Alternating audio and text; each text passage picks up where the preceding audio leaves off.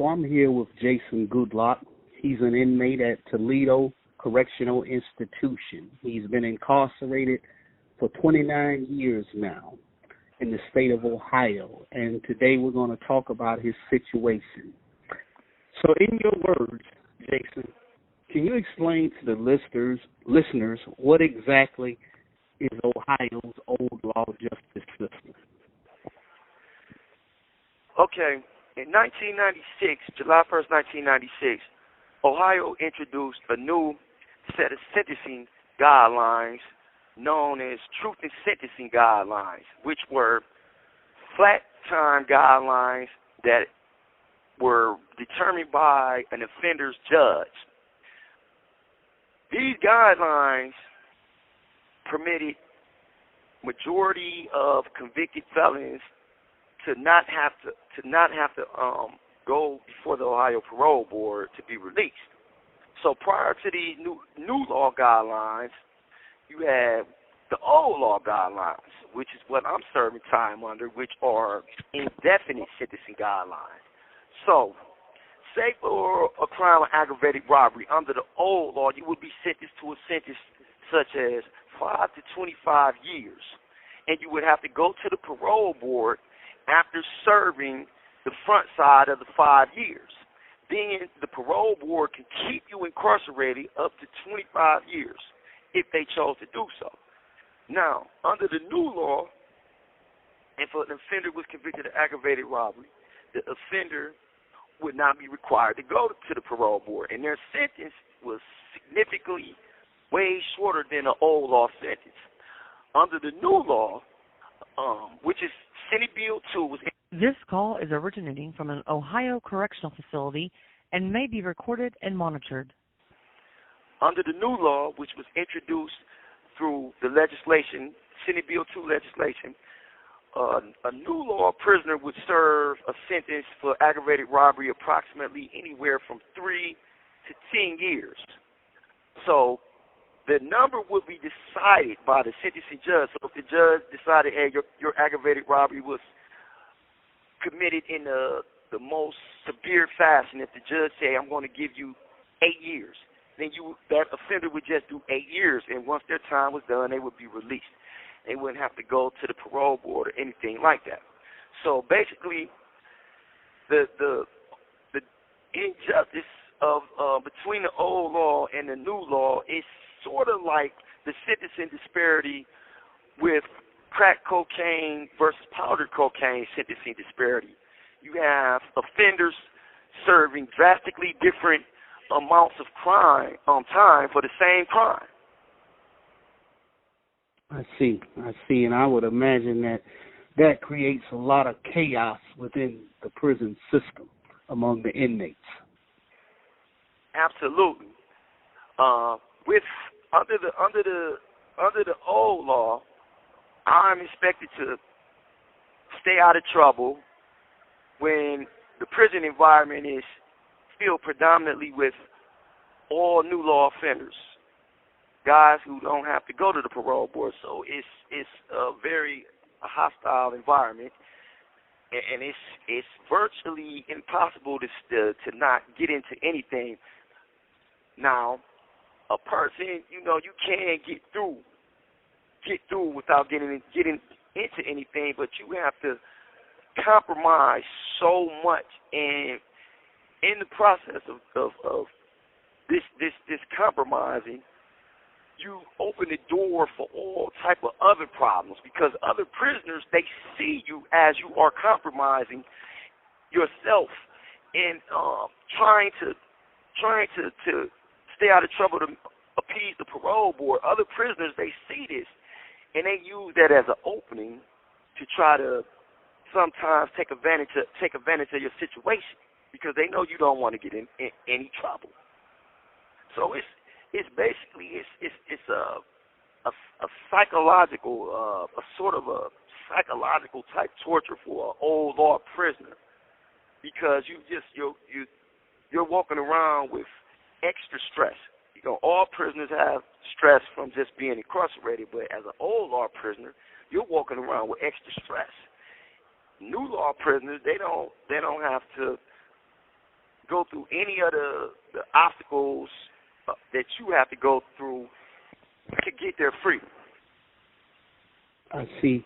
And essentially, with this old law versus new law system that they have in the state of Ohio, basically this disparity has created two classes of prisoners. And it sounds like in your case, if you had been convicted as a new law prisoner, you would have been out 10, 15 years ago. Absolutely. Had I been convicted under the new law, or had the legislators enacted the new law and applied the new law retroactively, where they would have treated all prisoners the same, then I would have definitely been released. By now, I was sentenced to a sentence of 6 to 25 years, in addition to three-year gun specification sentencing enhancements. So that's a total of 34 years. So far, I've been incarcerated over 28 years. I'm on my 29th year. I'm about 5-6 months into my 29th year right now.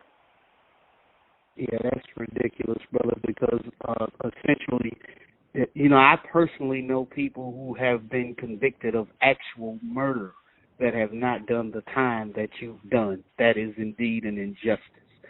So I have another question that I want to ask you.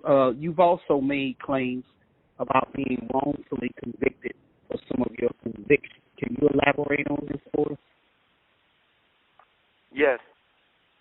Okay. I was convicted of 5 aggravated robberies.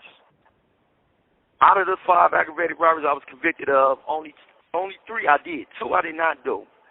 Those two particular aggravated robberies were for the robbery of a Subway sandwich shop and a donut shop. Now, I pled guilty to all of the crimes because the way it was explained to me, if I just pled guilty to everything, all of my sentences. This call is originating from an Ohio correctional facility and may be recorded and monitored.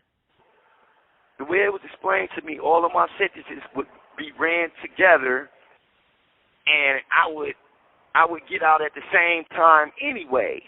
So, me being young at the time, with no real support, no one was in the courtroom with me, no one was giving me any sound legal advice, I listened to my court-appointed attorney, and I pled guilty to all of the crimes, knowing that I did not even do the 2 aggravated robberies of the donut shop and the Subway sandwich shop robbery.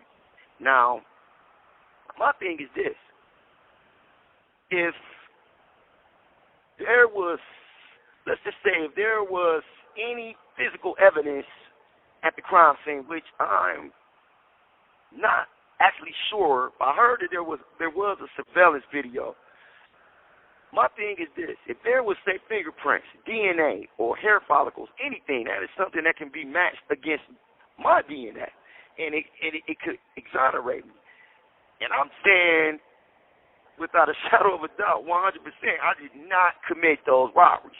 Now, I'm 29 years into my imprisonment, so, and I'm saying this, and I will maintain my innocence of those robberies until I die.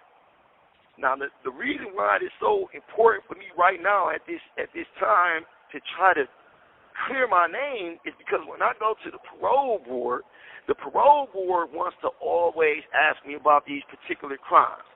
And for years, I went to the Parole Board a total of 6 times, and I would say for, I believe, 4 of those hearings, I've always just went with the flow and admitted to doing these crimes. Well, finally, I said, look, I didn't do those robberies. I told the Parole Board I wasn't trying to sound as if I'm not taking responsibility for my crimes, but I did not do those robberies because they're asking me about the incident, and I'm standing in front of them, and I'm improvising. I'm making up lies. I'm making up lies, as I'm standing there, and I just say, hey, I'm not about to do this no more. I didn't do those crimes. And that's that. So you said that your website documentary, Invisible Chess, the Jason Goudlock story, hasn't generated the awareness that you thought that it would. And the website, by the way, is called freejasongoudlock.org. Can you elaborate on this and tell the listeners what you think needs to be done to make this happen? Well, this call is originating from an Ohio correctional facility and may be recorded and monitored. First of all, I want to thank the producer, William Nichols, and the director, Samuel Crow, for making the documentary. But I was under the impression that the documentary was going to be promoted a little more, that it was going to be taken to like colleges, that the media was going to be involved, that it was going to be publicized. So, you know, I have no experience with films or film promoting or anything like that. So I kind of just sit back and I was kind of patient, and I was allowing the producer to do whatever he was going to do. Now, from my understanding, there were other people involved in the film. For whatever reason, they abandoned the project. I don't know why to this day. I don't know if it was creative differences or what. I just don't know. So I was thinking, okay, well, nevertheless, the documentary, it was a compelling story during the time where criminal justice reform was a hot topic issue. So I was thinking, okay, well, people are going to take interest in it. Then you added the fact in the publicity that I had generated behind the comment that I made about LeBron James. I was almost kind of certain that the media would pick up the documentary and it would just take off. But this didn't happen. So as a result, the documentary is just kind of just been sitting dormant. It's like people don't really know about the documentary, and I've made attempts to reach out to people through social media, but there are countless of people, prisoners, families of prisoners who are doing the same. So I think what I need right now, I need the support of influential voices, people like Jay-Z, Meek Mill, Van Jones, Reform Alliance, Kim Kardashian, Colin Kaepernick, people with voices like this. If I feel that if I could get one of these individuals to support the film and share the film on their social media, I believe that the mainstream people would get on board and they would become aware of the old law injustice. Because, this call is originating from an Ohio correctional facility and may be recorded and monitored. The old law injustice, it doesn't just affect me. It affects approximately a minority class of 3,500 to 4,000 other old law prisoners. These are prisoners who are still under the old law. Now, I'll admit, some of these prisoners, people will say, well, they're the worst of the worst and they've done heinous crimes. Well, I'm not anyone's judge. But nevertheless, there should be parity in sentencing. Regardless of what a prisoner is incarcerated for, another prisoner should not be doing 3-4 times the amount of time that another prisoner is doing for the same crime. The new law prisoner crime is just as heinous, but they're being allowed to get out of prison. So such should be the same for the old law. But overall, I think I need people to share my documentary on their social media platform. I need a coordinated effort of people to reach out to the Jay-Z's, the Meek Mill, the Van Jones, Colin Kaepernicks, the Michelle Alexanders. Now, one person, an influential voice that I am in contact with is Professor Angela A. Allen Bell, who teaches at the Southern Poverty Law Center in Baton Rouge, Louisiana.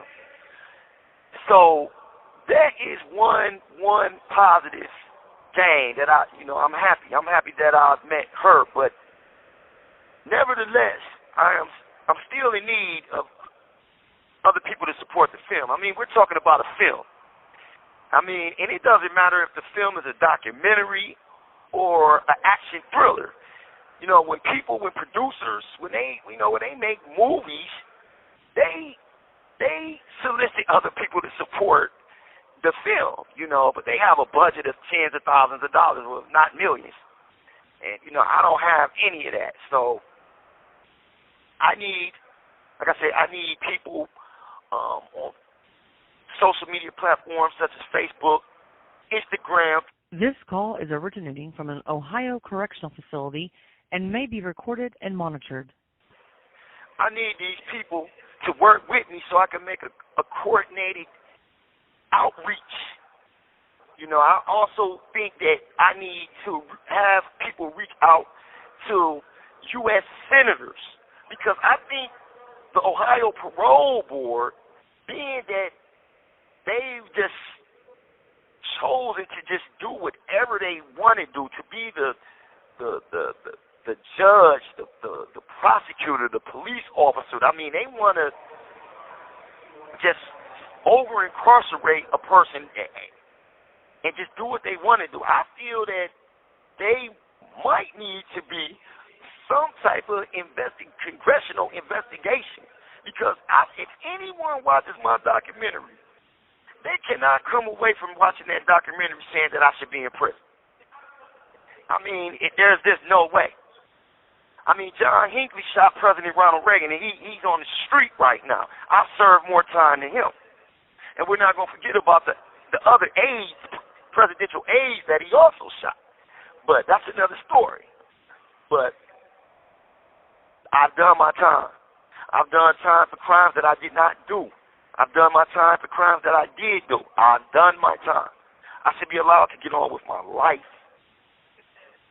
I agree with you 100%, and your story definitely needs to be told. Now, earlier you mentioned something about, you mentioned LeBron James in a comment at one of your parole hearings. And I know there was a story about this on TMZ, and at one point they confronted Brittany Griner. Now, I know you've heard about Brittany Griner's situation, about the things that's going on with Ukraine, about her being held in Russia. And I just want to know what you think about that situation. Okay. Before I get off into the comment, my LeBron James comment and the TMZ coverage and Brittany Griner's response in 2014, I just want to say that I hope that Brittany Griner is released soon from the prison in Russia. She's clearly been held as a sort of bargaining chip, a political pawn between the United States and America. And I also want to say that this call is originating from an Ohio correctional facility and may be recorded and monitored. I also want to say that I hope and pray that the conflict between Russia and Ukraine comes to an end quickly. What the Ukrainian people are enduring is beyond my comprehension. I don't understand why they are being attacked right now. I just don't understand it. But to get back to your question, the comment that I made in 2014, it was a lighthearted comment that I wrote at the end of a serious letter that I wrote to the Parole Board. And before I think it was at the time I think it was my 5th parole hearing. And in my letter, which is available on my website, freejasongoudlock.org, in that letter, I outlined several reasons why I should be paroled. One of the reasons was I outlined the sentencing disparity between the old law and the new law. I outlined the fact that one of the parole board members had actually gotten caught trying to file false criminal charges against me when this person was a warden. So in that letter, at the end of the letter, I made the lighthearted comment, hey, I would also like to get out in time to see LeBron James pursue a championship for the Cleveland Cavaliers, which they did win, and I'm glad about that. But when they interviewed Brittany Griner, they presented her the question out of context. They presented her the question as if I was saying, hey, just let me out to see LeBron. So she responded to the question that she was presenting. Now, initially, I was a little upset. I'm like, wow, why would she say this? But then, I had to sit back and really look at how she was presented this question. I said, if she was presented this question out of context, I think if she knew my whole situation, or if she was able to say, watch my documentary right now, I think her perspective would be different. I'm almost certain it would be. But, I was a little upset by the coverage, but at the same time, I'm a firm believer that all publicity is good publicity. That is, if you know how to work that angle. Now here it is today. That comment, that coverage, it happened in 2014, and here it is. We're still talking about it today in 2022. So it's serving some benefit to me, but. Yeah, overall, though, the comment, though, it was taken out of context. People like Bumpmaster Flex, he commented on it. Kim Rome's, CBS Sports, he commented. A lot of people commented on it. I just wish that they would know my full story and then, get their opinion after that. So, Jason, you go back to the parole board in 2024. If you're finally released, what are some of the plans that you have upon returning to society?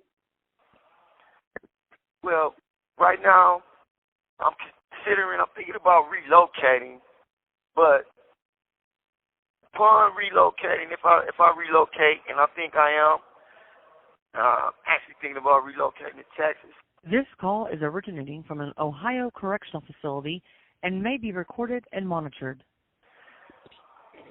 I would like to become a motivational speaker for at-risk youth, and I'm thinking about incorporating my basketball skills, which I still have, and as part of my presentation, telling my story to the youth, telling them my cautionary story and how I basically messed up my opportunity to go to college and play basketball, which was a part of my childhood dream, because ultimately I wanted to play professionally.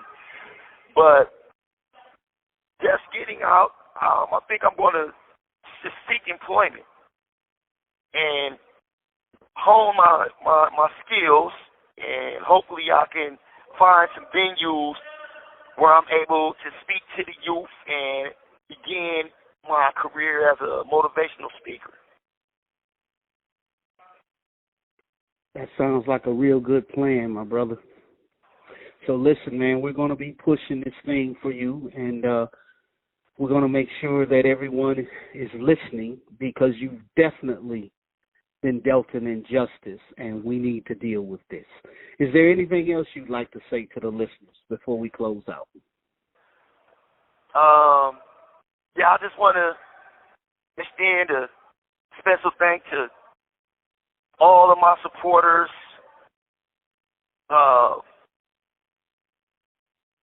Cody and Shelby Barnum, Vanessa Sparks of the Free Ohio Movement,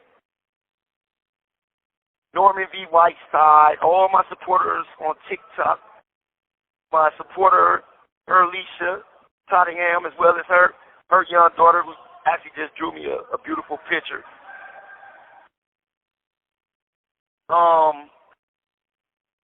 And I need the support of, like I say, the Reform Alliances, the Jay-Z's, Meek Mills, Colin Kaepernick, Angela Davis. I need your support. Please watch my documentary. Please share it on your social media platforms, and feel free to contact me with any questions. God bless you all. All right, thank you very much, and that is Jason Goudlock.